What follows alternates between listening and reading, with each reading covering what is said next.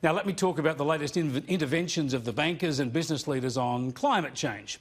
This is an area where I think we need to be very wary indeed, because business leaders like to use shareholders' money to virtue signal. They can make exorbitant profits and take obscene salaries, but then proclaim their moral superiority by using other people's money to support woke causes.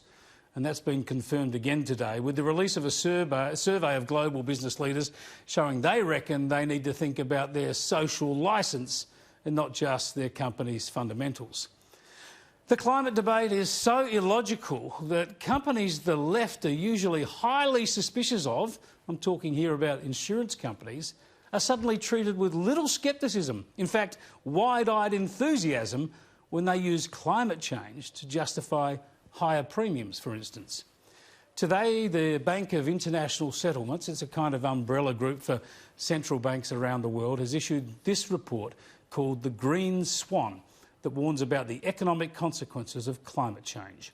It warns of climate risks in this quote: "These include what we call green swan risks, potentially extremely financially disruptive events that could be behind the next systemic financial crisis." Scary words indeed. Now, this report has been used today by activists, the usual suspects, of course, to warn of doom and gloom for the planet. But there are a couple of crucial points to make here when you delve into what the report really says. First, I've had a look through the report and found no reference at all to the many benefits from climate change. That gives the game away. Anyone who knows anything about the science knows that there will be benefits. Higher agricultural production, for instance, in some areas, and better living conditions and fewer deaths from the cold in others. The downside might outweigh the benefits, but you shouldn't ignore the benefits. This report, like so many others, ignores this and pretends that global warming delivers only doom and chaos.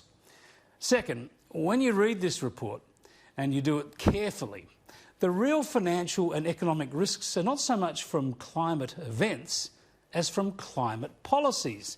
It's about how companies and banks are exposed to the risks of unpredictable government policies and what they can do to profits and therefore to asset values. We all know about that, don't we?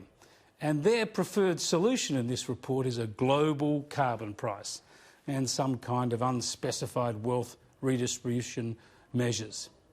So there you go. Another dire warning about climate change, or just more climate policy advocacy? Now, speaking of climate change, the hysterical attempts to say this year's fires in Australia were the product of global warming have been so widespread they've become accepted wisdom. This is absurd and relies more on political activism than reality. These were far from the worst fires in Australia, and while the conditions were absolutely terrible, they were not the worst we've faced here either. They were terrible fires, to be sure, and the losses have been heavy and tragic. But even though climate scientists say we will face more high fire danger days as the world warms, it's absolutely overreach to blame these fires on climate change when they were not unprecedented.